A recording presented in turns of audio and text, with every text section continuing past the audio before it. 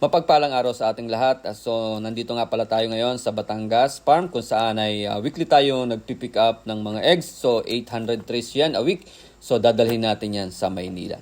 So, ayan guys, talagang masaya at may kahirapan din sa ganitong mga sitwasyon. So, talagang kailangan natin na tayo mismo ang magmamanage ng ating mga negosyo para in case na magkaroon ng problema, agad nating masusolusyon yan at ito ang dahilan kung bakit tayo lagi sumasama. Ayan guys, dumating na nga ang ating mga egg dito sa New Lower Bicutan at agad nating i-deliver yan kay Sir Fred. Shoutout sa iyo Sir Fred dahil sa weekly mong pag-order natin sa atin ng almost 100 trays a week. So ayan guys, talaga naman dapat natin pahalagahan ang ating mga suki, ang ating mga customer para sa kanilang mga produkto na kinukuha sa atin. So agad natin yan diniliberan yan guys. Kailangan natin na consistent ang ating pag-deliver sa kanila at bigyan natin ng pahalaga at kung ano man ang presyo, ibigay natin ng tama para sa kanilang manegosyo sapagkat para kumita rin naman sila.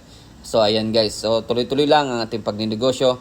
Ayan po ay order niya sa atin ay assorted na yan na po, small, medium, large and XL. So mabenta po sa kanya yan. So paano naman ay para kumita rin ang ating mga kababayan sa ganyang paraan. Ganyan lang po ang pagbibusiness, no? Tulong-tulong, sama-sama at kailangan din natin ng sakripisyo.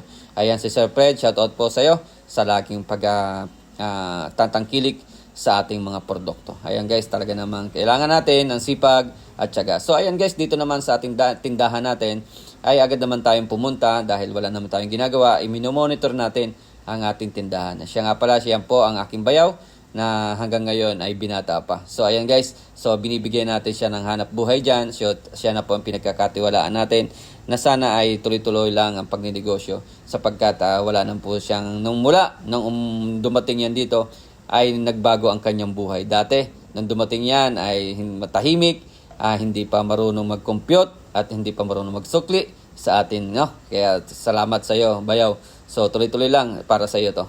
Para sa iyo to at balang araw ay magkaroon ka ng sarili mong business. Ayan, congratulations sa iyo at sana ay pagpalain ka at tuloy-tuloy lang ang pagnegosyo. Maraming salamat sa panonood and God bless you all. Bye-bye.